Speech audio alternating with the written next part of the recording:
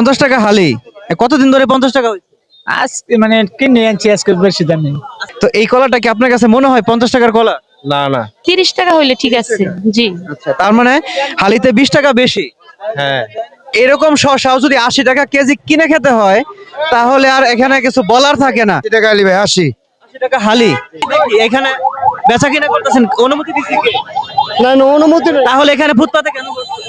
কি করবো আমরা, অন্যান্য জায়গা কই পাবো?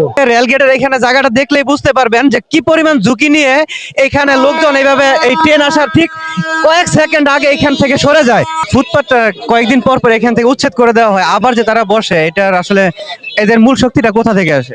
আমরা বাংলাদেশিরা এই রোজাটাকে 3টা ভাগে ভাগ করে নিয়েছি। প্রথম 10 দিন হচ্ছে আমাদের যারা এই সবজি ব্যবসায়ী, বিশেষ করে লেবু শসা ব্যবসায়ী, তাদের জন্য হচ্ছে 10 দিন।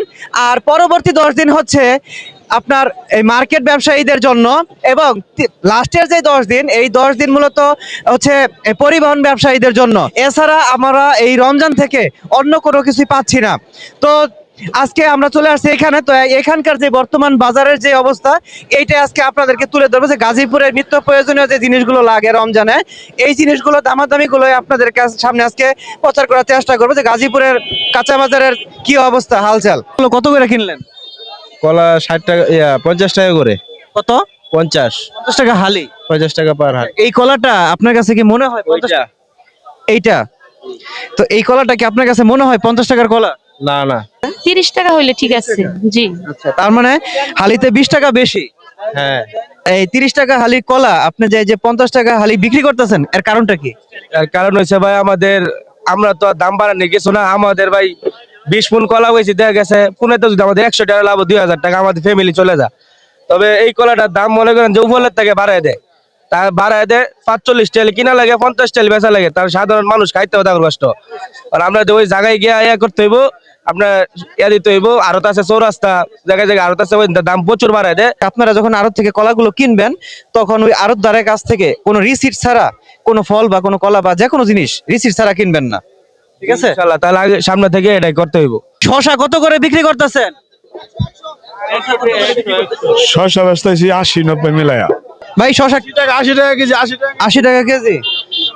তো সুপ্রিয় দর্শক মন্ডলী, আপনারা বুঝতেই পারছেন যে এরকম শসাও যদি 80 টাকা কেজি কিনে খেতে হয়, তাহলে আর এখানে কিছু বলার থাকে না। লেবু কত করে বিক্রি করতেছে? 80 টাকা আলি ভাই, 80। 80 টাকা হালি। আচ্ছা, আগে কত করে ছিল? রোজার আগে ছিল, মানে রোজার আগে ছিল আপনার অনেকদিন আগে 40 টাকা 30 টাকা আলি। এই যে আপনারা এখানে বেচা কিনা করতেছেন, এটা কার কাছ থেকে অনুমতি নিয়ে নিছেন? ভাই কি ওর কাছ থেকে অনুমতি নেই না। এই জায়গায় তো বেচা কিনা নিষেধ করে দিয়েছে কয়েকবার। এই আধা ঘন্টা বইছি, যাবো গা অনেক। আপনি তো রেগুলার, আপনাকে আমি প্রায়ই দেখি। এখানে বেচা কিনা করতেছেন, অনুমতি দিচ্ছি কে? না না, অনুমতি নেই। তাহলে এখানে ফুটপাতে কেন বসছেন? কি করবো আমরা, অন্যান্য জায়গা কই পাবো? সুপ্রিয় দর্শক মন্ডলী, আপনারা এই যে রেল গেটের এখানে জায়গাটা দেখলেই বুঝতে পারবেন যে কি পরিমাণ ঝুঁকি নিয়ে এখানে লোকজন এইভাবে এই ট্রেন আসার ঠিক কয়েক সেকেন্ড আগে এখান থেকে সরে যায়। এটা আসলে প্রতিদিন এরকম এখানে দুর্ঘটনা ঘটতেছে, তারপরেও এখান থেকে এই সমাধানটা হচ্ছে না। এদের আসলে মূল কারণটা কি, বা এদের মূল শক্তিটা ঠিক কোথা থেকে আসে, এইটাই আসলে প্রশাসনের কাছে আমার খুব জানার খুব ইচ্ছা। শুধু আমার না, গাজীপুরের বাসীর জানার খুব ইচ্ছা যে এই বাজারটা এখানে রেল লাইনের উপরে কিভাবে তারা এখানে প্রতিদিন বসে। আমাদের পুলিশের পক্ষ থেকে সর্বোচ্চ চেষ্টা করতেছে যতটুকু করা যায়। আর এর পাশাপাশি দেখা যায় যে ফুটপাতে কিছু দোকান টোকান বসে একটু স্লো হয়ে যায়। আমরা সর্বোচ্চটা চেষ্টা করি, আমাদের সিনিয়র অফিসার আমাদের তাদের নির্দেশনা মোতাবেক আমরা কাজ করি যতটুকু পারা যায় আর কি। যে ফুটপাতটা কয়েকদিন পর পর এখান থেকে উচ্ছেদ করে দেওয়া হয়, আবার যে তারা বসে, এটার আসলে এদের মূল শক্তিটা কোথা থেকে আসে? তাদের মূল শক্তি বিষয় না, এটা আসলে সবাই ক্ষুদ্র ব্যবসায়ী মনে হয়, এরা হয়তো ঝাঁকা নিয়ে এসে বসে, আমরা বলে চলে যায়, আবার ঘুরে ঘুরে দেখা যায় আবার আসে।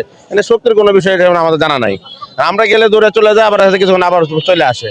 এই মাত্র দেখলাম যে স্যার, ট্রেন আসার সাথে সাথে মানুষ এই যে মাপার মেশিন টেশিন সব রাইখা পালায়া চলে যাচ্ছে। মানে এখানে তো স্যার যে কোনো সময় একটা দুর্ঘটনা ঘটতে পারে। আর গতকালকেও সম্ভবত, কালকে না পরশুদিন, একটা থানার আপনাদের পুলিশের একজন ভাই এখানে দুর্ঘটনার শিকার হয়েছিল।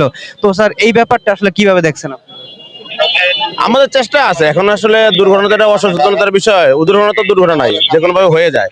কিন্তু আমাদের পুলিশের পক্ষ থেকে আমরা সর্বোচ্চ চেষ্টা করি মানুষের জানমাল রক্ষার্থে, এখানে যাতে কোনো দুর্ঘটনা না ঘটে এবং ফুটপাত যত ভাবে আমরা উচ্ছেদ করতে পারি, আমাদের সর্বোচ্চটা দিয়ে আমরা চেষ্টা করি। এখন এখানে যারা বসে তাদেরকে আমরা সর্বোচ্চ চেষ্টা করে উঠাই দেওয়ার চেষ্টা করি, হয়তো আমাদের দেখতে দৌড় দেয়, আবার কিছুক্ষণ পরে এসে বসে।